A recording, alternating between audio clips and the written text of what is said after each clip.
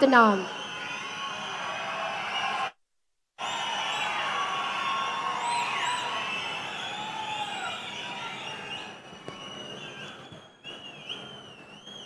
ओम नमो वेंकटेशाय।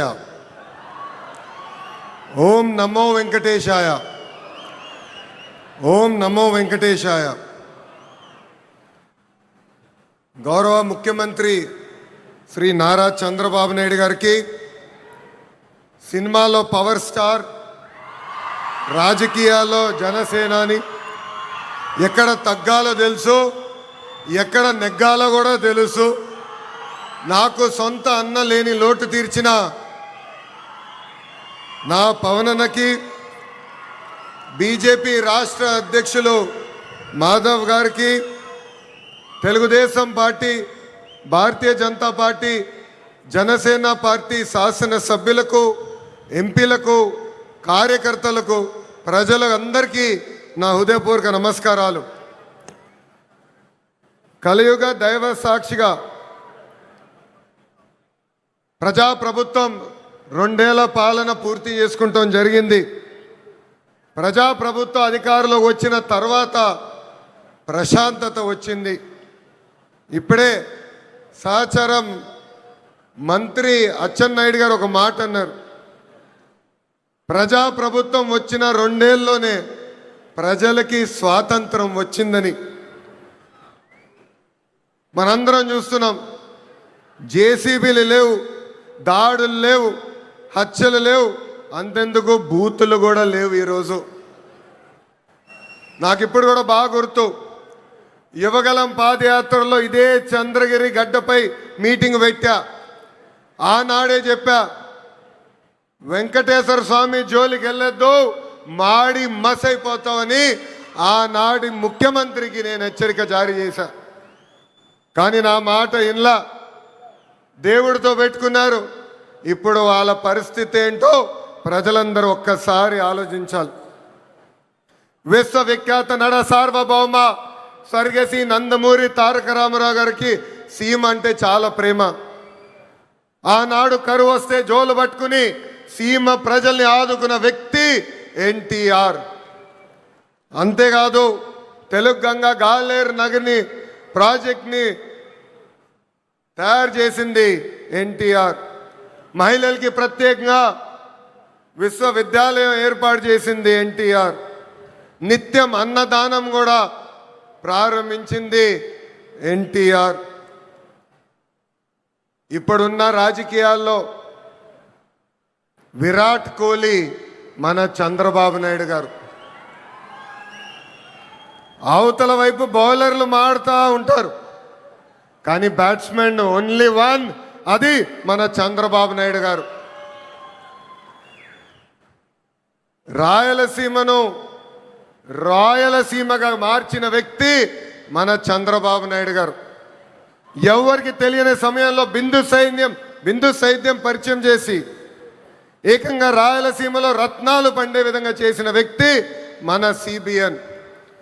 హంద్రినివా సుజలా స్రవంతి ప్రాజెక్ట్ని పూర్తి చేసి చివరి నియోజకవర్గం కుప్పానికి నీరు తీసుకెళ్లిన వ్యక్తి మన సిబిఎన్.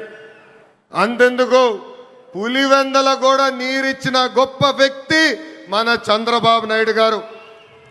ఇప్పుడు ఏకంగా 1,00,000 కోట్ల పెట్టుబడితో మిషన్ రాయలసీమ కూడా ప్రారంభించబోయే వ్యక్తి మన ముఖ్యమంత్రి చంద్రబాబు నాయుడు గారు. 2019 నుంచి 24 వరకు గొడ్డలి పార్టీ అరాచక పాలన మనందరం చూసాం. వాళ్ళ చెల్లికి అన్యాయం చేయొద్దని అడిగిన బీసీ బిడ్డ అమర్నాథ్ గౌడ్ పైన పెట్రోల్ పోసి ఎలా తగలబెట్టారో మనం కల్లారా చూసాం. ఒక మాస్క్ అడిగినందుకు ఒక దళిత డాక్టర్ సుబ్రహ్మణ్యాన్ని పిచ్చోడు చేసి ఎలా చంపేశారో ప్రజలందరూ చూశారు. సొంత డ్రైవర్ సుబ్రహ్మణ్యాన్ని ఏకంగా గంజాయి మత్తులో చంపేసిన వాళ్ళ ఎమ్మెల్సీని మనందరం చూసాం. నంద్యాల నియోజకవర్గంలో ఒక మైనారిటీ కుటుంబాన్ని వేధిస్తున్నారు, ఈ వేధింపులు మేము తట్టుకోలేమని ఆత్మహత్య చేసుకునే పరిస్థితి మనందరం చూసాం. వైకాపా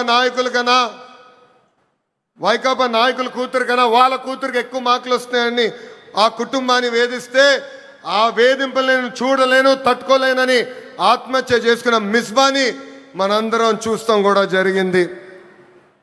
ఆనాడు అన్నారు తెలుగుదేశం పార్టీ జెండా లేకుండా చేస్తామన్నారు, ప్రజలే ఈరోజు వాళ్ళ జెండా పీకేస్తాం జరిగింది. వై నాట్ 175 అని చెప్తే ఏకంగా టీమ్ 11 ప్రజలు వాళ్ళకి తీర్పిస్తాం కూడా జరిగింది.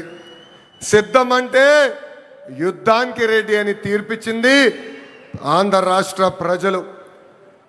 అసెంబ్లీలో అడుగుపెట్టనయో అన్నారు, ఏకంగా ప్యాలెస్ గోడలు బద్దలు కొట్టి చంద్రబాబు నాయుడు గారు ముఖ్యమంత్రి చేసిన ఘనత మా పసుపు సైన్యాంది.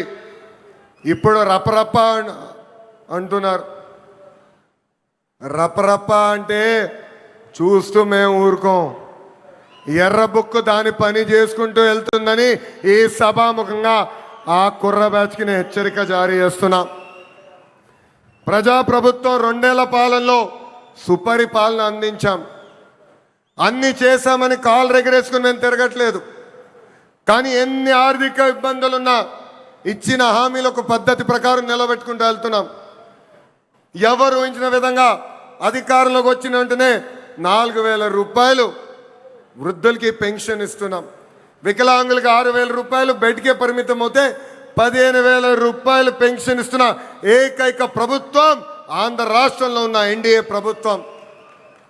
అంతేకాదు మూసేసిన అన్న క్యాంటీన్లు తిరిగి ప్రారంభించాం. డిఎస్సి ద్వారా 16,000 టీచర్ పోస్టులు భర్తీ చేశాం. 6,000 కానిస్టేబుల్ పోస్టులు భర్తీ చేశాం. ఏకంగా మన జాబ్ క్యాలెండర్ విడుదల చేసి సంవత్సరం పూర్తయ్యే లోపల 10,000 ఉద్యోగాలు కూడా భర్తీ చేసే బాధ్యత ఎన్డీఏ ప్రభుత్వం తీసుకుంటుంది. ఏకంగా చేనేత సోదరులకి హ్యాండ్లూమ్ ఉంటే 200 యూనిట్లు కరెంట్ ఉచితంగా ఇస్తున్నాం. పవర్ లూమ్ ఉంటే 500 యూనిట్లు కరెంట్ ఉచితంగా ఇస్తున్నాం. ఆటో డ్రైవర్ల సేవలో ఆదుకున్నాం. మత్స్యకారుల సేవలో మత్స్యకారులను ఆదుకున్నాం. స్త్రీ శక్తి పేరుతో మహిళలకి బస్సులో ఉచితంగా ప్రయాణించే హక్కు కూడా ప్రజాప్రభుత్వం కల్పించింది. దీపం పథకం ద్వారా ఉచితంగా గ్యాస్ సిలిండర్లు కూడా మా తెలుగింటి ఆడబడుచులకి పంపిస్తాం కూడా జరుగుతుంది. ప్రజాప్రభుత్వం నినాదం ఒకటే, ఒకే రాష్ట్రం ఒకే రాజధాని, కానీ అభివృద్ధి వికేంద్రీకరణ. ఇప్పుడే మాధవ్ గారు చెప్పినట్లు భారతదేశంలో 100 రూపాయలు పెట్టుబడులు వస్తే దాంట్లో 25 రూపాయలు ఆంధ్ర రాష్ట్రాన్ని ఎత్తుకుంటూ వస్తుంది. ప్రజలందరూ ఒక్కసారి ఆలోచించాలి. గూగుల్ ఆర్సిలర్ మిత్తల్ ఉత్తరాంధ్రకి తీసుకెళ్ళాం. రాజధాని క్వాంటమ్ కోస్తాంధ్రకి తీసుకొచ్చాం. ఏకంగా ఫైటర్ జెట్లు రాయల్ ఎన్ఫీల్డ్ ఈరోజు రాయలసీమకి తీసుకొచ్చిన ఘనత ఒక ఎన్డీఏ ప్రభుత్వాన్ని.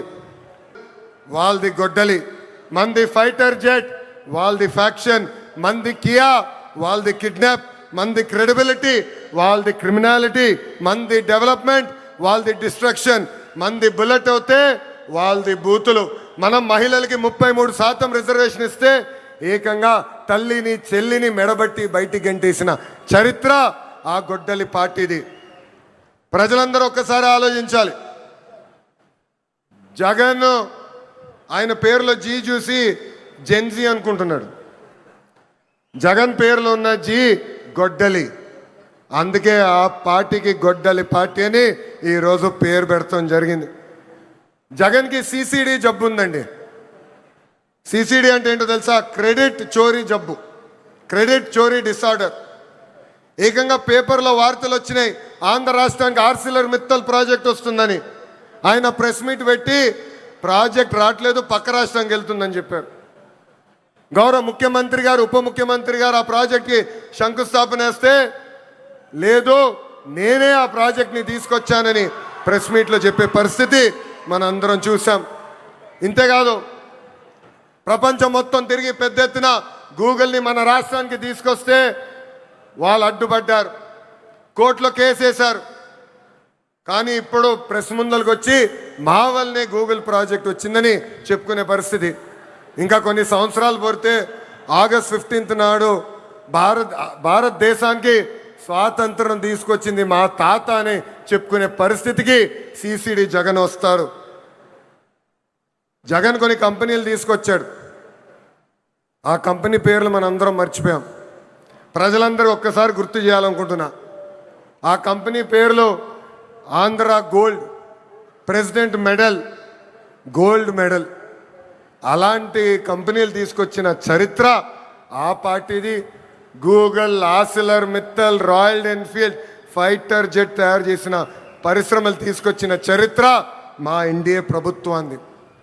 చిన్నప్పుడు 10th క్లాస్ పేపర్ లీక్లో టీచర్లు జగన్ని చితకబాదారంట. అందుకే టీచర్లు చూస్తే ఆయన చాలా కోపం, కక్ష. అధికారంలో ఉన్నప్పుడు మద్యం షాపుల ముందల కాపులాగా నిలబెట్టారు ఆయన టీచర్ని. ఏకంగా మనం డిఎస్సి విడుదల చేస్తే 226 కేసులు ఆ డిఎస్సి పైన వేశారు. ఎవరు ఊహించిన విధంగా 150 రోజుల్లో 16,347 పోస్టులు భర్తీ చేసిన ఘనత మన ఎన్డీఏ ప్రభుత్వాన్ని. నిన్న ప్రెస్ మీట్ నేను చూసా. జగన్ నన్ను ప్రశ్నించట్లేదు, గౌరవ ముఖ్యమంత్రి చంద్రబాబు నాయుడు గారిని ప్రశ్నించట్లేదు, ఆంధ్ర రాష్ట్ర ప్రభుత్వాన్ని ప్రశ్నించట్లేదు, రాజ్యాంగం రాసిన అంబేద్కర్ గారిని ప్రశ్నిస్తున్నారు, రిజర్వేషన్ని ప్రశ్నిస్తున్నారు, రాజ్యాంగాన్ని ప్రశ్నిస్తున్నారు. అందుకే ఈ సభాముఖంగా జగన్కి నేను హెచ్చరిక జారీ చేస్తున్నా. మీరు ఎన్ని జన్మలు ఎత్తినా డిఎస్సి పూర్తి చేసి ఇచ్చిన హామీ నిలబెట్టుకున్న ఘనత మాది. మళ్ళీ డిఎస్సి నిర్వహిస్తాం. నిరుద్యోగ యువకులకి పెద్ద ఎత్తున ఉద్యోగాలు కల్పించే బాధ్యత ప్రజాప్రభుత్వం తీసుకుంటుంది. ఈ జగన్కి కనీసం దేశభక్తి అన్న కూడా లేదు. మేమందరం పోరాడి పెద్ద ఎత్తున సాగర్ డిఫెన్స్ అన్న పరిశ్రమని ఆంధ్ర రాష్ట్రానికి తీసుకొచ్చాం. వాళ్ళు ఏకంగా భారతదేశం డిఫెన్స్ కోసం బోట్లు తయారు చేసే పరిశ్రమ. కావల్లో కనీసం 1000 మంది మత్స్యకారుల పిల్లలకి ఉద్యోగాలు ఇచ్చే పరిశ్రమను మేము తీసుకొస్తే ఏకంగా వాళ్ళపైన ఆరోపణలు చేసి ఆ పరిశ్రమను కూడా తిప్పి పంపించాలని ప్రయత్నించారు. ఇప్పుడు విశాఖ ఉక్కు పైన కూడా మాట్లాడుతున్నారు. 2 సార్లు విశాఖ ఉక్కు సంక్షోభంలో పడితే ఆ ఉక్కు ఫ్యాక్టరీని కాపాడిన ఘనత, చరిత్ర ఒక ఎన్డీఏ ప్రభుత్వాన్ని. ఆనాడు ప్రధానిగా నరేంద్ర మోడీ గారు, ముఖ్యమంత్రిగా చంద్రబాబు నాయుడు గారు ఇద్దరు కలిసికట్టుగా పోరాడి విశాఖ ఉక్కుని ఒక్కసారి కాపాడారు. దాని ముందల వాజ్పేయి గారు ప్రధానమంత్రిగా ఉన్నప్పుడు, చంద్రబాబు నాయుడు గారు ముఖ్యమంత్రిగా ఉన్నప్పుడే మళ్ళీ విశాఖ ఉక్కుని మనం కాపాడుకుంటాం జరిగింది. మన విశాఖ ఉక్కులో ఒక యాక్సిడెంట్ జరిగింది. 9 మంది కార్మికులు చనిపోయారు. యాక్సిడెంట్ జరిగిన 3 గంటల్లో హోంమంత్రి గారు అక్కడికి వెళ్ళారు. 6 గంటల్లో కేంద్ర ఉక్కు శాఖ మార్చులు వచ్చారు. 12 గంటల లోపల ఏకంగా గౌరవ ఉప ముఖ్యమంత్రి గారు, నేను కూడా వెళ్తాం జరిగింది. అక్కడ కార్మికులు కలిసాం, చనిపోయిన కుటుంబాలని పరామర్శించాం. వాళ్ళకి ఒకటే హామీ ఇచ్చాం, కేవలం డబ్బులు ఇచ్చి చేతులు దులుపుకునేదానికి రాలేదు, శాశ్వతంగా మీ కుటుంబానికి అండగా నిలబడడానికి మేము వచ్చామని చెప్పాం.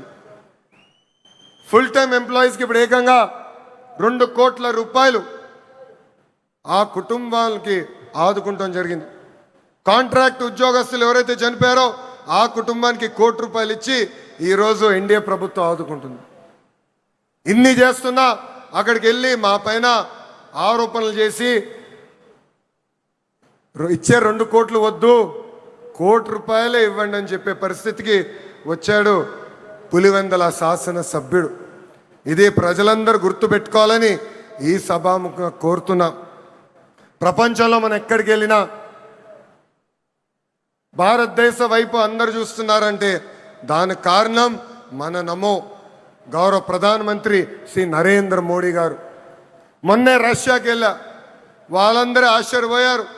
ఇంత సమర్థవంతమైన నాయకత్వం భారతదేశానికి ఎలా వచ్చింది, పొలిటికల్ స్టెబిలిటీ భారతదేశానికి ఎలా వచ్చిందంటే కేవలం ఒక్క వ్యక్తి, అది మన నమో వల్లనే వచ్చిందని వాళ్ళు చెప్తాం జరిగింది.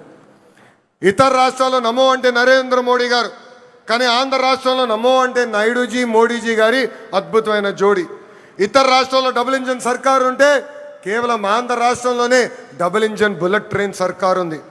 ఈరోజు ఈ డబుల్ ఇంజన్ బుల్లెట్ ట్రైన్ సర్కారు వల్లనే మనం విశాఖ ఉక్కుని కాపాడుకున్నాం. అమరావతి పోలవరానికి కావాల్సిన నిధులు తీసుకొచ్చాం. ఎప్పుడో రావాల్సిన ఏకంగా విశాఖ రైల్వే జోన్ని కూడా మనం తీసుకొస్తాం జరిగింది. ఇంతేకాదు ఫైటర్ జెట్ ఆమ్కా ప్రాజెక్ట్ని తీసుకొచ్చాం. త్వరలో కర్నూలులో కూడా హైకోర్టు బెంచ్ ఏర్పాటు చేసే బాధ్యత ఈ డబుల్ ఇంజిన్ బుల్లెట్ ట్రైన్ సర్కార్ తీసుకుంటుందని ఈ సభాముఖంగా ప్రజలందరికీ తెలియజేస్తున్నాం. రాయలసీమగా మార్చిన ఘనత ఎన్డీఏది. 1,00,000 కోట్ల పెట్టుబడితో ఈరోజు మిషన్ రాయలసీమకి మనం శ్రీకారం చుడుతున్నాం. రాయల్ ఎన్ఫీల్డ్ వచ్చింది సీమకి, ఎల్జీ ఎలక్ట్రానిక్స్ వచ్చింది సీమకి, ఏసీ తయారు చేసే కెరియర్ వచ్చింది మన సీమకి. అంతేకాదు రిలయన్స్ ఇండస్ట్రీస్ కూడా వచ్చింది మన సీమకి. That is the commitment of NDA government for Rayalaseema అని ఈ సభాముఖంగా తెలియజేస్తున్నాం. తెలుగుదేశం పార్టీ, జనసేన, భారతీయ జనతా పార్టీ అనేది ఒక పెద్ద కుటుంబం. కుటుంబం అన్నప్పుడు చిన్న సమస్యలు రావచ్చు. మనందరం కూర్చుని మన సమస్యలు పరిష్కరించుకోవాలి. ఆ బాధ్యత ఇక్కడున్న నాయకులందరిపైన ఉంది. కూటమి ధర్మాన్ని అందరం కలిసికట్టుగా కాపాడుకోవాలి. అహంకారం మనకు వద్దు. అహంకారం వస్తే ఏమవుతుందో మనందరం చూసాం. 151 స్థానాలు 11 అయినాయి. ఇది మనందరం గుర్తుపెట్టుకొని ప్రజల్లోకి వెళ్దాం, ప్రజల్లో చైతన్యం తీసుకొద్దాం, ప్రజలకి అండగా నిలబడదామని ఈ సభాముఖం మిమ్మల్ని అందరినీ నేను కోరుతున్నా. ప్రజాప్రభుత్వం కొనసాగింపు అనేది చాలా చాలా అవసరం. మనం చూసాం ఒక గుజరాత్, ఒక ఒరిస్సాలో వరుసగా ఒకే ప్రభుత్వ అధికారంలోకి వచ్చగల ఎంత అభివృద్ధి చెందినాయో. పెద్ద ఎత్తున పెట్టుబడులు వచ్చినాయి, పెద్ద ఎత్తున రోడ్లు వేసుకున్నారు, కరెంట్ ఛార్జీలు తగ్గించుకున్నారు, ముందరికెళ్ళారు. కానీ ఆంధ్ర రాష్ట్రంలో 2014 నుంచి 19 వరకు ఎన్డీఏ ప్రభుత్వం, దాని తర్వాత గొడ్డలి పార్టీ ప్రభుత్వం వచ్చిన తర్వాత మనం ఎంత నష్టపోయామో మనందరూ తెలుసు. దయచేసి ఇది మనందరం గుర్తుపెట్టుకోవాలి. ప్రభుత్వం కొనసాగింపు అనేది ఎందుకు అవసరమో ప్రజలందరి దగ్గరికి వెళ్ళి చెప్పాలని ఇక్కడున్న కార్యకర్తలందరినీ నేను కోరుకుంటున్నాను. నేను ఫైనల్గా చెప్పేది ఒకటే, ఎన్డీఏతో వికాసం, గొడ్డలి పార్టీతో విధ్వంసం. గొడ్డలి పార్టీ రాష్ట్రానికి హానికరమని మనం తొక్కిన ప్రతి గడపకి చెప్పాలని ఈ సభాముఖం మిమ్మల్ని అందరినీ కోరుకుంటూ, నాకింత అద్భుతమైన అవకాశం ఇచ్చిన ప్రజలందరికీ పేరు పేరున నా హృదయపూర్వక ధన్యవాదాలు తెలుపుకుంటూ మీ అందరి దగ్గర నుంచి సెలవు తీసుకుంటున్నాం. చంద్రబాబు నాయుడు గారి నాయకత్వం, చంద్రబాబు నాయుడు గారి నాయకత్వం, పవన్ అన్న నాయకత్వం, పవన్ అన్న నాయకత్వం, నరేంద్ర మోడీ గారి నాయకత్వం, నరేంద్ర మోడీ గారి నాయకత్వం. జోహార్ అన్న ఎన్టీఆర్, జోహార్ అన్న ఎన్టీఆర్. జై తెలుగుదేశం, జై తెలుగుదేశం, జై హింద్. అందరికీ నమస్కారం. యువత కళలను లక్ష్యాలుగా, లక్ష్యాలను విజయాలుగా, విజయాలను చరిత్రగా మలుస్తున్నటువంటి యువ నాయకులు రాష్ట్ర ఐటీ శాఖ మాత్యులు నారా లోకేష్ గారికి హృదయపూర్వక ధన్యవాదాలు. ప్రజల కోసం